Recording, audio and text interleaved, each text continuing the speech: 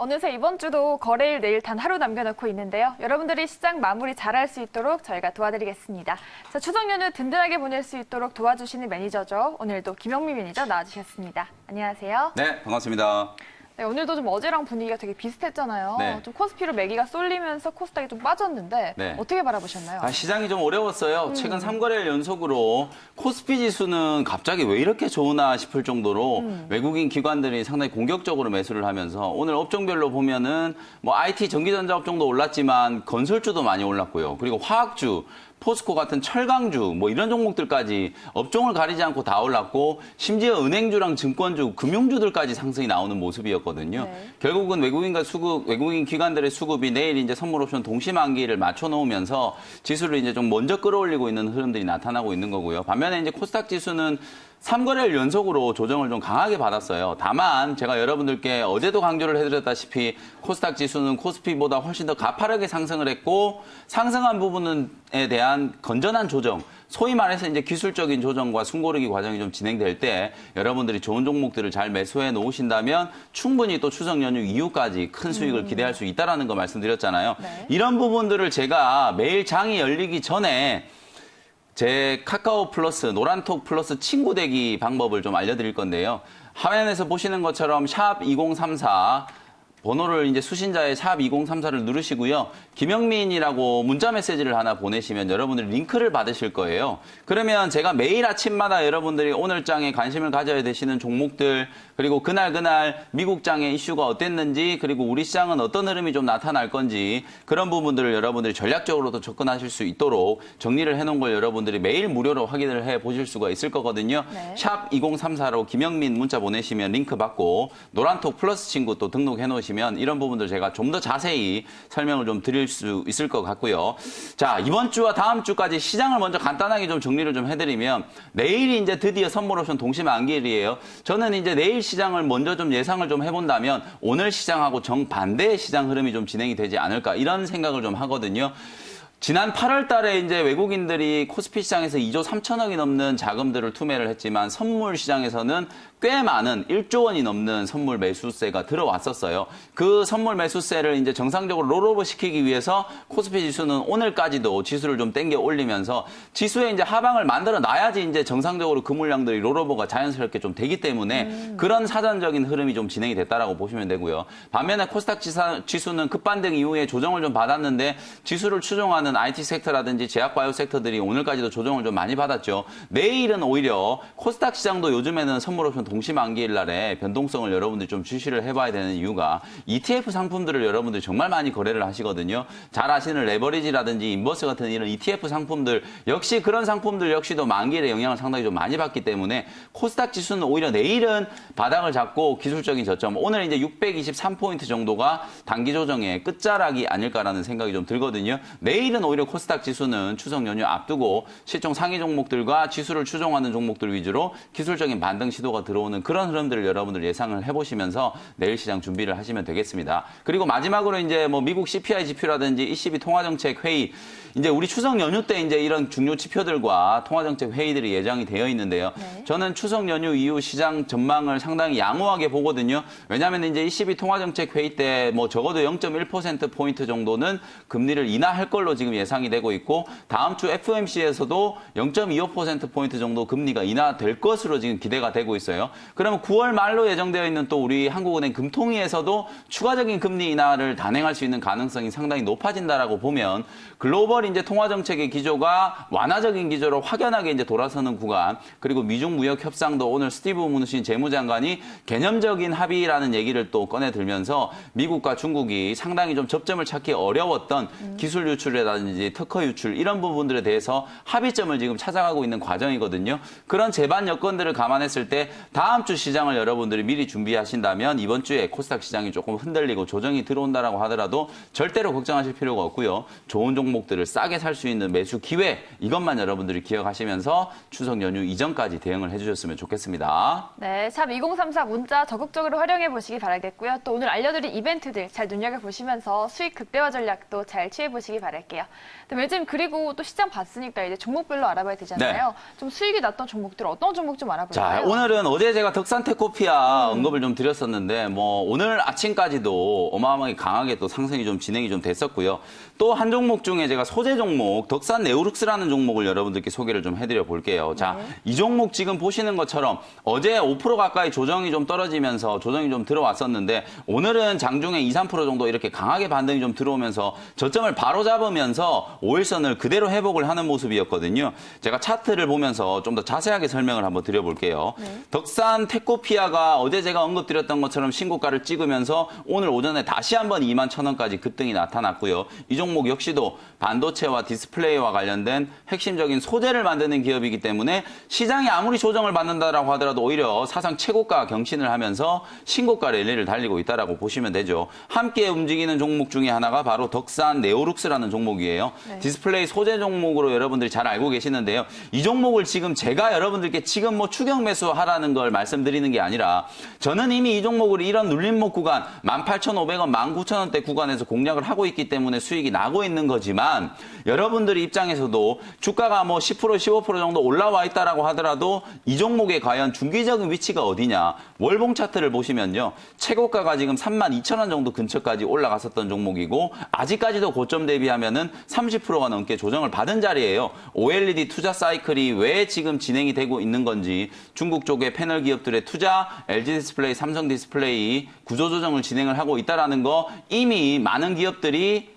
삼성 디스플레이와 LG 디스플레이 쪽에서 수주 공시가 나오고 있다라는 거, 투자는 이미 시작됐다라는 걸 여러분들께 설명을 드렸었죠. 단기적으로 봤을 때는 약간 올라온 것처럼 보이지만 나중에 한 달 뒤에, 두 달 뒤에 봤을 때 덕산네오룩스의 지금의 위치는 저점이라고 얘기를 할 수밖에 없는 그런 자리라고 보여지거든요. 실적 대비해서 아직도 저평가되어 있는 기업이기 때문에 여러분들이 이런 종목을 지금처럼 흔들리는 시장일 때 오히려 이런 종목들을 여러분들이 주목을 해주시는 게 좋겠다는 말씀드리고요. 번외로 오늘 제가 오후 1시에 여러분들께 또 소개해드린 종목 AD 테크놀로지라는 종목이 있어요. 이 종목이 지금 시간의 시장에서 7%가 넘게 급등을 하고 있거든요. 왜 이런 급등이 나오냐면 장이 끝나자마자 SK 하이닉스로부터 300억짜리 또 수주 공시가 나오면서 시간의 시장에서 7%, 8% 가까이 지금 급등이 나오고 있단 말이에요. 지금 시장이 아무리 어렵고 그렇더라도 제가 여러분들께 딱딱 찍어드리는 비메모리 섹터의 핵심적인 수혜주들, 소재와 관련된 모멘텀을 가지고 있는 기업들의 주가 흐름은 이렇게 잘 움직이고 있다는 걸 기억을 하시고요. 그런 종목들 위주로 여러분들이 포트를 구축을 해 놓으시다면 추석 이후에 아주 큰 수익을 낼 수 있다는 거 다시 한번 강조를 해드리도록 하겠습니다. 네, 이렇게 여러분들 이미 상승한 종목을 따라가기보다는 좀 저점에 있는 빛날 수 있는 종목들 저희와 함께 선별해 보시기 바라겠고요. 요즘 또 한 가지 종목 더 있잖아요. 저점 매수가 가능한 종목 또 뭐가 있을까요? 힘스라는 종목인데요. 저는 감히 이 종목을 여러분들께 저점이라고 말씀을 드리고 싶어요. 차트를 열어보시면 김영민 전문가가 지금 무슨 얘기를 하고 있나 막 이런 생각이 드실지도 모르겠는데요. 차트를 보면서 제가 위치를 분석을 한번 해드려 볼게요. 자, 이 종목은 지금 월봉 차트를 보시면은요. 상장됐을 당시에 4만 원 정도까지 주가가 상승을 했었고요. 최근에 가장 높게 올라간 직전 상단은 27,000원 정도의 구간이라고 보시면 돼요. 다만 이 27,000원의 고점을 만들었지만 매물이 거의 없는 상황이거든요. 지금 이 종목이 바닥권까지 고점 대비 20% 조정을 받고 나서 2만 원 자리에서 한 달 가까이 행보를 하고 매물 소화 과정을 거치고 난 이후에 주가가 한 단계 좀 튀어 올랐어요. 2만 원 자리에서 한 15% 정도 올라왔지만 저는 지금 이 자리도 여러분들이 힘쓰를 반드시 좀 주목을 하셔야 되는 자리라고 말씀을 드리고 싶어요. 결과적으로는 이 종목이 역시 저점이 좀 될 수밖에 없는 이유, 투자 포인트를 간단하게 좀 설명을 드려보면요. OLED 투자가 본격화됐을 때 과연 어떤 종목들이 가장 먼저 수혜를 입을 수 있을 것인지, 이 종목은 OLED 마스크 인장기, 공정 검사 장비를 만드는 기업이고요. OLED 투자 사이클이 도래하면 고객사로 가지고 있는 기업이 우리나라의 삼성 디스플레이, LG 디스플레이를 모두 다 고객사로 두고 있고요. 중국 쪽에서는 BOE라든지 티앙마라든지 티소시라든지 대형 패널 기업들을 모두 다 고객사로 가지고 있는 기업이기 때문에 본격적인 OLED 투자가 시작이 되면 당연히 수주가 물밀듯이 쏟아져 나올 수밖에 없는 그런 기업이라고 보여지거든요. 특히나 플렉서블 OLED의 핵심 공정 중에 하나인 마스크 공정 장비를 생산하는 기업으로서는 세계 시장 점유율 1위 기업이에요. 제가 여러분들께 소개해드린 기업들이 대부분 다 관련된 시장에서 점유율 1위 내지는 과점 기업인 기업들만 여러분들께 소개를 해드리거든요. 네. 세계 최초, 국내에서 유일하게 상용화 혹은 세계시장 점유율 1위 그런 기업들만 여러분들께 소개를 해드리는 거기 때문에 단기적으로 봤을 때는 여러분들이 보실 때 주가가 조금 올라온 것 같아서 부담스럽다라고 느끼실지 모르겠지만 앞으로 이제 수주를 계속해서 기록을 하고 본격적인 투자 사이클이 진행이 됐을 때 그 수주 잔고가 고스란히 이제 실적으로 남게 됐을 경우에는 주가가 어디까지 올라갈지 저는 감히 이 종목 최소 못 가도 3만 원까지는 중기적인 관점으로 여러분들이 보실 수 있는 종목이라고 보여지거든요.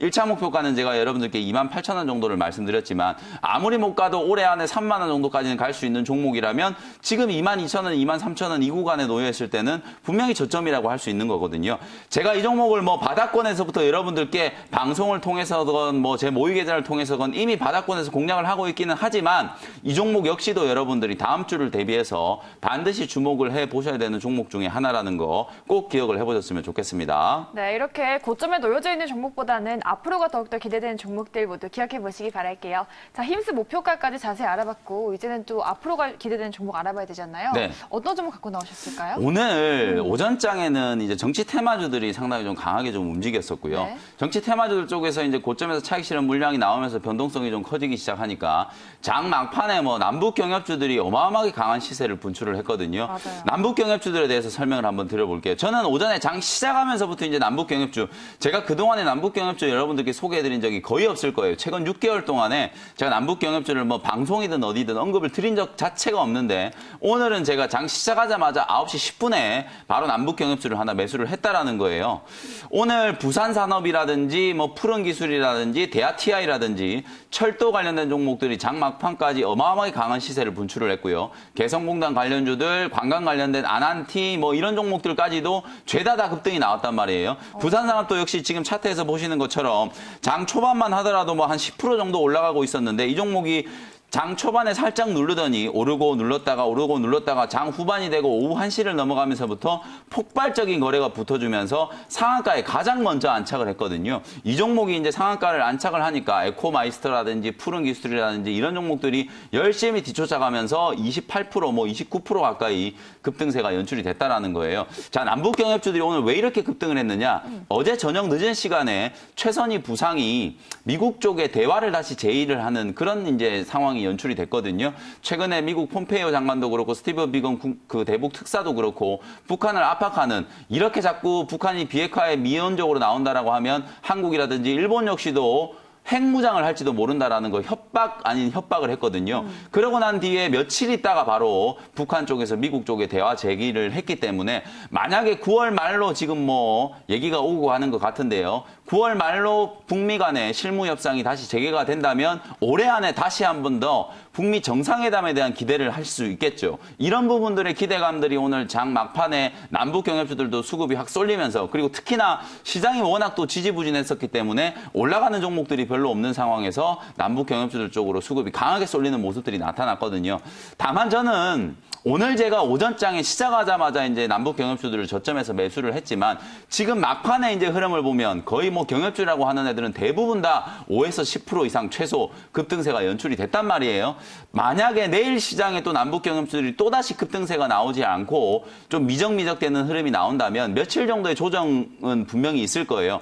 그 구간에서 여러분들이 공략을 좀 해볼 수 있는 타이밍이라고 보여지거든요. 무리하게 추격 매수를 하시기보다는 이미 내일 오전장에 다시 급등이 나온다면 오늘까지 매수하신 분들에게만 기회가 있는 거고요. 만약에 이번에 남북 경협주를 놓치신 분들이라면 저는 분명히 추석 이후에 다시 한번 기회가 있다라고 보여지거든요. 네. 북미 대화가 확실하게 진행된다라는 확신이 들기 전에 조정 구간을 이용해서 여러분 남북 경협주들도 지금부터는 또 주목을 해보실 필요가 있다는 거. 대화의 가능성이 열렸기 때문에 경협주는 보자는 거. 핵심적인 이슈들 말씀드리도록 하겠습니다. 네, 그리고 추석이 지나고 좀 잘 가질 수 있는 종목 갖고 나오셨잖아요. 네. 이거 무료 방송에서 알려주시나요? 네, 이 종목은 제가 호텔 신라라는 종목 오늘 분석을 좀 해드릴 건데 공개 방송을 통해서 자 중국이 이제 국경절 연휴도 있고요, 중추절 연휴도 있죠. 그런 이슈들과 함께 실적이 어마어마하게 좋아지고 있는 종목인데도 불구하고 밸류에이션이 상당히 좀 저평가되고 있는 기업이 바로 호텔 신라거든요. 무료 방송 때 자세히 분석을 좀 해드려 보도록 하겠습니다.